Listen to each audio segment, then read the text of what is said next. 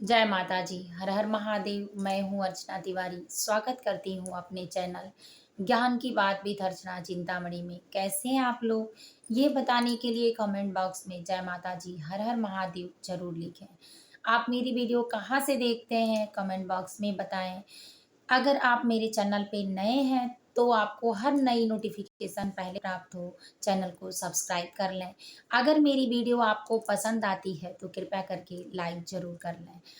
Share करना बिल्कुल ना भूलें, क्योंकि अधजल गगरी हमेशा छलकती है, भरी हुई गगरी कभी नहीं छलकती। तो उसी तरह ज्ञान हर मोड़ पर, हर जगह, हर सफ़र में काम आने वाला है। जीवन में आपके साथ अगर कोई जुड़ा है तो उसकी भी एक तरक्की और एक व्यवहार होगा। अगर आपके साथ कोई काम नया होने वाला है तो उसमें भी अनुभव की ज़रूरत पड़ती है, और ये अनुभव ही एक ज्ञान है।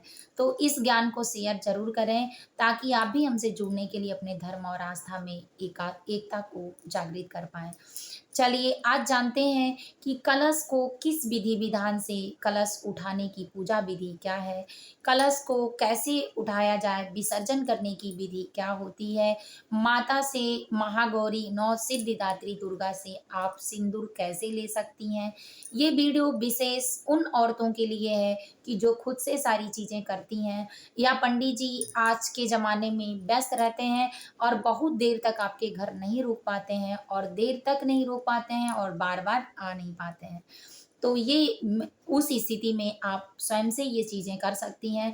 तो माता से आप कैसे सुहाग लेंगी, आपकी पूजा में जो-जो चीज़ें शामिल हुई हैं, उनको आप क्या करेंगी, अक्षत क्या करेंगी, जौ क्या होगा, ये सारी चीज़ों को जानने के लिए आप मेरे चैनल में एंड तक बने रहें और वीडियो को पूरा वॉच करें। मैं चाहती हूँ कि आप स्किप करके बिल्कुल ना देखें, क्योंकि एक बार ये जानकारी आपने ले ली तो कभी भी कोई पूजा करेंगी तो किसी से कुछ पूछने की ज़रूरत नहीं पड़ेगी।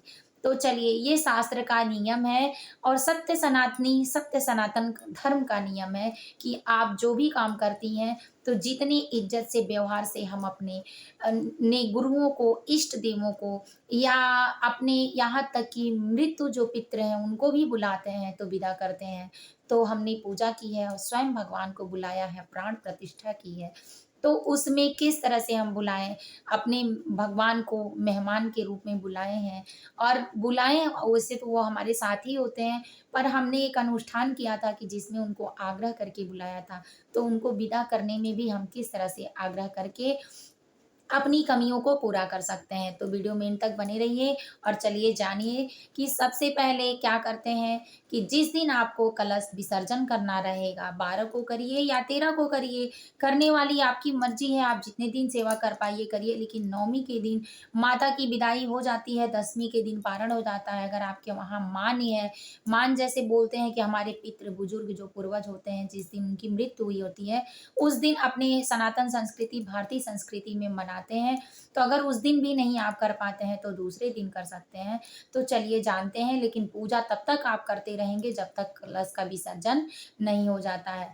तो जाल चलिए जानते हैं इस बात को कि सबसे पहले जिस दिन आपको विसर्जन करना रहेगा, उस दिन भी आप विसर्जन करने के 2 घंटे पहले आप विधि करेंगे कि अगर सुबह में आपने पूजा की है तो 2 घंटे बाद उठा देंगे, अगर दोपहर में आपने की है तो शाम को 2 घंटे बाद उठाएँगे, लेकिन अगर शाम को की है तो रात को बिल्कुल नहीं उठाएँगे। क्योंकि बहुत सारी चीज़ें ऐसी हैं कि माता लक्ष्मी को अपने घर से शाम को नहीं निकाला जाता है। अगर रविवार और मंगलवार यानी ट्यूसडे और संडे पड़ता है तो नहीं निकाला जाता है।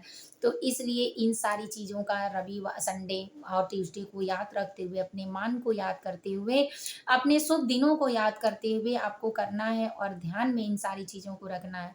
तो कलश उठाने से सबसे पहला नियम कि आप आरती, पूजा, दीप, धूप, जल, आचमनी सारी चीज़ें, भोग सब कुछ वैसे करेंगे जैसे पहले कर रहे थे। उसके बाद दीपक आप जब तक जलता रहेगा, अगर आपको जल्दी हो तो दीपक में थोड़ा कम तेल डालें, ताकि वो 1 घंटा से आधा घंटा, 40-45 मिनट, 1 घंटा, सवा घंटा तो जले ही। तो दीपक जले तब तक आपको कलश नहीं उठाना है। दीपक जब तक जलता रहेगा, तो दीपक भोग आरती करने के बाद आप माता से क्षमा याचना कर लें। अगर आपने पाठ किया है तो क्षमा याचना भी आपको पढ़ना ज़रूरी है, तो उस दिन कर लें। अगर आप पाठ करती हैं तो उस दिन और भी मंत्र सारे होते हैं वो भी कर लें। उसके बाद 2 घंटे के बाद अपना काम करें। फिर जब दीपक अस्त हो जाए यानी दीपक हो जाए, बुझ जाए, जिसको बुझना नहीं बोलते हैं मत समझने के लिए बोलना पड़ेगा। तो इसलिए अगर दीपक जब अस्त हो जाए तो क्या करें, आराम से आप कोई थाली बर्तन लें या अपने आँचल से कलश को, अगर पंडित जी ने आपसे नहीं हिलवाया है, दूसरे जगह नहीं किया है, तो आप कलश को अपने आँचल से, जिस तरह से ये आँचल होता है प्रैक्टिकल रूप से, इस आँचल से इस तरह से करके और दोनों हाथों से ऐसे पकड़ें और पकड़कर थोड़ा-सा आगे-पीछे करके दाएँ-बाएँ खिसका दें और बोलें कि हे भगवान, हे वरुण देवता, क्योंकि कलश में जो जल होते हैं वरुण देवता होते हैं, तो हे वरुण देवता, आप हमारे मन में और हमारे मंदिर में निवास करिए। हम आपको इस जगह से उस जगह करने के लिए आग्रह करते हैं। ये कह के हिला दें और जो उठाकर थाली में किसी रख दें, नीचे बिल्कुल ना रखें। किसी थाली में या कोई पकड़े तो ज़्यादा अच्छा है, किसी वस्त्र में या आँचल में। ऐसे उठाकर रख लें, अगर आप अकेले हैं तो थाली में भी रख सकते हैं। उसके बाद आप कलश हटाने के बाद माता की जो मूर्तियाँ हैं और उनके जो भी आप मूर्ति प्राण प्रतिष्ठा के साथ उनके साथ जिसको-जिसको भी रखे हैं, सबको एक जगह से दूसरी जगह यानी थोड़ा-थोड़ा सा साइड दे दें, उनको शिफ्ट कर दें। तो अलग थोड़ा-थोड़ा खिसकाने के बाद जब उनको शिफ्ट कर लें, तब जाके भगवान से, अपने माताजी से, गौरी गणेश को भी खिसकाएँ और प्रार्थना करें कि हे माता, आप सभी लोग हमारे मन मंदिर में निवास करिए, हमारे पूजा मंदिर में निवास करिए, हमारे परिवार के हृदय में, आत्मा में, उनके अंग-अंग में निवास करिए और अब हम आपको इस प्राण प्रतिष्ठा से उठाकर क्षमा माँगते हैं और हमारे घर में निवास करने की सहमति बनाए रखिए। अन्न, धन, सुख, संपत्ति, समृद्धि जो होती है वो दीजिए। आप जो प्रार्थना करना चाहें कर सकते हैं। लगभग ये चीज़ें चाहे जिस भाषा में हो सबको आती हैं। तो इसको ऐसे कर लें। उसके बाद आपको क्या करना है, जो ज्वारे उगे हैं उसमें से सर्वप्रथम निकाल कर अपने कानों में, यानी जितने परिवार के लोग हैं सबको कानों में आशीर्वाद के रूप में मस्तक से लगाकर दे दें। उसके बाद आपको क्या करना है कि आपने 9 दिन पूजा की है अपने घर की सुख समृद्धि और आर्थिक चीज़ों को बढ़ाने के लिए, सौभाग्य को बढ़ाने के लिए, अपने तकलीफ़ों को काटने के लिए। आज के ज़माने में कोई ऐसा नहीं है कि जिसको पैसे की ज़रूरत नहीं है और जो पैसा आएगा उसी से आपकी सुख सुविधा और समृद्धि होगी। तो इसीलिए इस समय लक्ष्मी प्राप्ति का उपाय जो है वो भी आपको करना है। तो क्या करें, एक लाल कोई वस्त्र लें या लाल पेपर का टुकड़ा लें, तो ये लेकर जो कलश में सुपारी और कलश में सुपारी, लवंग, पैसा, जो भी चीज़ें पड़ी हैं, उन सारी चीज़ों को निकाल कर और अपने उस पेपर में या कपड़े में रख कर और जो जौ है उसमें से 5 जौ के पेड़ को लेकर और उसमें रख कर माता का आशीर्वाद लेकर अपने घर की तिजोरी में, दुकान में, अपने बिज़नेस वाले मेन लॉकर में, जिसमें भी आप रखना चाहें अपनी समृद्धि के लिए रख सकते हैं, तो रख दें।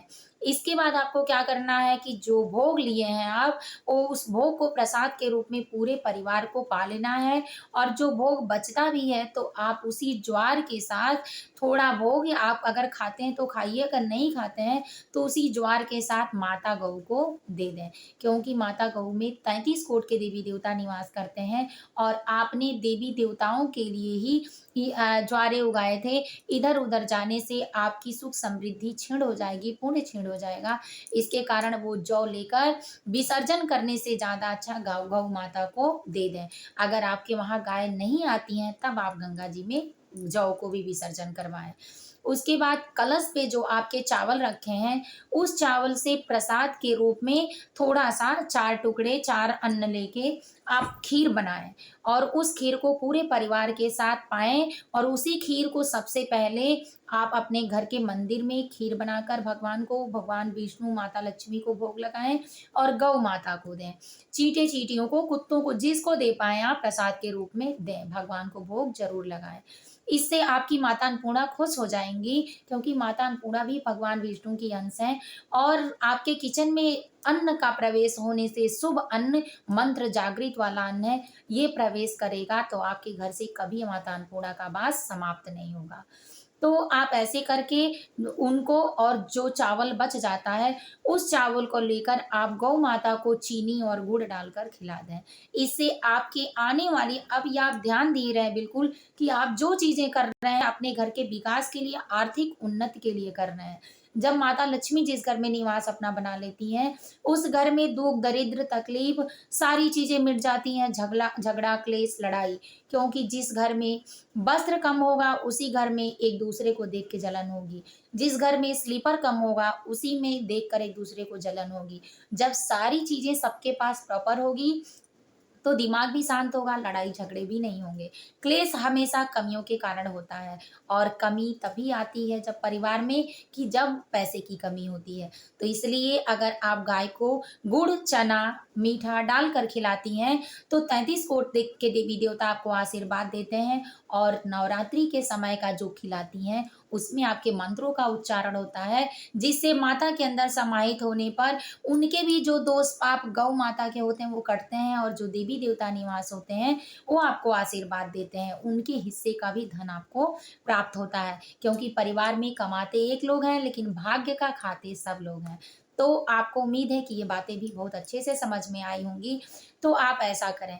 इसके बाद आपको जितने भी कलश हैं, वो जो परी होती है जिसमें उगाते हैं ज्वारे, माता के नीचे के जो कपड़े, फूल माला होते हैं, अगर आपको लगता है कि प्रसाद के रूप में कोई चीज़ अर्जित करने वाली है, तो आप उसको लीजिए। वरना जितना हो सके सारी चीज़ें आप उनको टाइम से, किस या शाम के समय, या तो सुबह 12 बजे के पहले, या शाम को 3 बजे के बाद विसर्जन करवाएँ। क्योंकि जितने ठंडे में नॉर्मल तरीके से आप पूजा पाठ के साथ विदा करेंगी, उतने ही नॉर्मल तरीके से रहेंगी। क्योंकि दोपहर में सिर्फ नकारात्मक शक्तियाँ होती हैं, और सुबह-शाम सकारात्मक, शाम के समय संध्या का समय होता है, सभी देवी-देवता भ्रमण के लिए पृथ्वी पर आते हैं। तो उस समय भी करने से आपकी सुंदरता, सौभाग्य में, और आपके लक्ष्मी उपाय का जो आगमन है, उसमें बढ़ोतरी होगी। और सुबह के समय भी देवी-देवता का निवास होता है, ब्रह्म मुहूर्त से लेकर, तो इसलिए उस समय भी होगा। तो इन बातों का विशेष ध्यान रखें। इसके बाद आपको क्या करना है कि जब आप उनको विदा करती हैं, दे के सारी चीज़ें, तो जो आपके पास पैसा हो, सारी चीज़ें हों, पंडित जी को अगर आपने नहीं दिया है, अगर पंडित ही करवाते हैं तब तो आप सारा दान दक्षिणा देती हैं, लेकिन ये मत भूलें कि आप श्रृंगार दान के साथ और सारी चीज़ों के साथ माता का जो खोइच भरी हैं, उसमें से भी आपको प्रसाद लेना है। और माता गौरी जो है, कलश उठाते समय आपको उनसे सिंदूर लेना है। कैसे लेंगी ये भी जानते हैं, कि सिंदूर को सबसे पहले अपने सुहागन महिलाओं को चाहिए कि सुहागन महिलाएँ अपनी जो सिंदूरा होता है शादी वाला, उसी सिंदूरे से माता को 5 से 7 बार पूजा करते समय जो सिंदूर दी रहती हैं, आप मेरी वीडियो पहले भी मैंने ये चीज़ें डाली हैं, आप चेकआउट करके देख सकती हैं। तो उससे आप 7 बार अगर लगाई हैं तो 5 बार लेंगी, अगर 5 बार लगाई हैं तो 3 बार लेंगी। यानी आप अपने से ज़्यादा माता को देंगी, और माता से जो लेंगी उससे कम लेंगी। तो इसलिए आप इनसे अपने, मतलब साड़ी के जो कोने होते हैं दुपट्टे के, उससे आप माताजी को सिंदूर 5 बार 7 बार गिनती से जैसे दी हैं उसके हिसाब से लेना है आँचल से, और वहीं आपको प्रार्थना करना है कि हे माता सौभाग्यशाली बनाइए, मरते दम तक हम सुहागन रहें। स्पष्ट चीज़ें माँगनी चाहिए भगवान से। तो आपको लेना है आँचल से ऐसे करके, और बीच वाली उँगली बीच में ऐसे फँसानी है, मुझे देखिए, तो मैंने ऐसे बीच वाली उँगली फँसाई है, और ऐसे इससे आपको लेना है और अपनी माँग में ऐसे लगा लेना है, और इसके साथ आपको यहाँ चंदन भी लगा लेना है, क्योंकि अधूरा कोई चीज़ नहीं किया जाता है। तो आपने ले लिया, उसके बाद माता गौरी गणेश जो हैं, अगर आपके घर के बने हैं दीपक में, तो आप विसर्जन के लिए नहीं भेजेंगी। लेकिन अगर घर नहीं बनाई हैं, नवरात्रि में ही बने हैं, तब तो आपको विसर्जन के लिए देना ही है। तो आप विसर्जन के लिए सारी सामग्री एकत्रित करके दे दें। लेकिन जब विसर्जन के लिए जाने लगे, तो आपको पीछे से 5 फूल लवंग, नीम का पत्ता, अगर आपको नीम का पत्ता नहीं मिलता है तो धार घर भी बना लें, शहद, शक्कर और गरी छुआरे जो आते हैं वो, 5 फूल लवंग, आपके पास पंचमेवा जो हो, पंचमेवा, हल्दी, शहद, चीनी, ये सारी चीज़ें। लखनऊ में शक्कर बोला जाता है, हमारे गोरखपुर में चीनी बोला जाता है, आपके वहाँ क्या बोला जाता है ये बताइएगा। तो ये मिलाकर आप माता को जाने के बाद जो लेके जा रहा है, उसके बाद अपने घर के दहलीज पर 1 लोटा ठंडा जल ले जाकर आएँ, अर्घ दें उनका और हाथ जोड़ के विनती करें कि जो मुझसे सेवा में कमी हुई हो, माफ़ करिएगा, अगली बार हमको बुद्धि दीजिएगा, संज्ञान दीजिएगा और हम जो सेवा कर छूट गई हो, उसमें कमी हो, तो आगे सुधार पाएँ। हमें आशीर्वाद दीजिएगा। क्षमा याचना के लिए हम अनजानी मूर्ख हैं, हम आपकी प्रार्थना सेवा कर नहीं पाएँगे।